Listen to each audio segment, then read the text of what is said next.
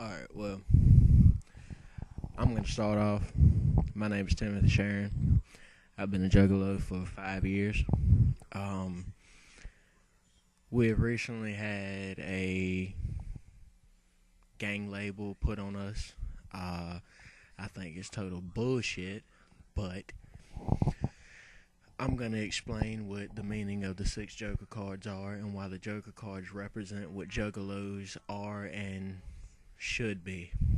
I'm going to put them in order, starting with the Carnival Carnage. It's a warning of what would happen if we neglect people who are different. It's a reflection of the world around us and why it's so fucked up. The Ringmaster, second Joker card. It is about what happens if we neglect our basic morals. He's powered by sin and grows the more we sin. At the end of our lives, we'll have to battle him. Of course, the bigger he is, the harder he'll be to defeat, so it'll be harder for us to move to the next stage of our lives. The Riddle Box.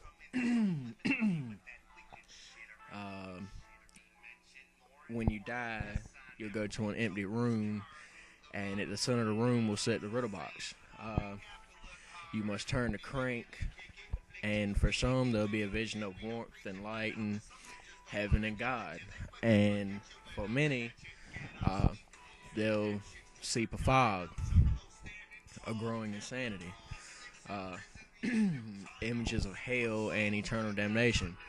Of course, there's no way to find out what's in the Riddle Box unless you look inside yourself. The Great Malenko, he's a part of a magician's sideshow of the Dark Carnival. He tricks his viewers into acts of malice and greed. A necromancer of sort. He doesn't act on dead bodies, but acts on dead minds and hearts. The Jekyll Brothers, 2 characters of the Dark Carnival as well, playing with your immortal soul. Jake and Jack Jekyll are a juggling duo, of course. Jake the Just and Jack the Wicked both juggle our sins on display for us at the end of our life. The more we sin, the more Jake will have to juggle, and the more good deeds, I suppose you'd say, that we do, Jack has to juggle. It's said that the fireballs they're juggling represent lies and greed. That's purely speculated. But make sure Jake doesn't have too much to handle and he drops everything, or else we won't get to the next stage of our life. The Wraith, last Joker card. There are 2 parts. The Wraith exhibits Shangri-La, heaven, and or God of a sort, or some would say.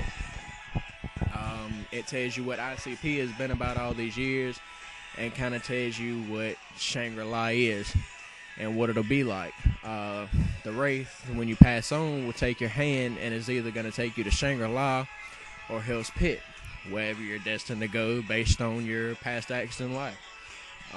Second part of the Wraith is Hell's Pit, of course. It's an exhibit of hell.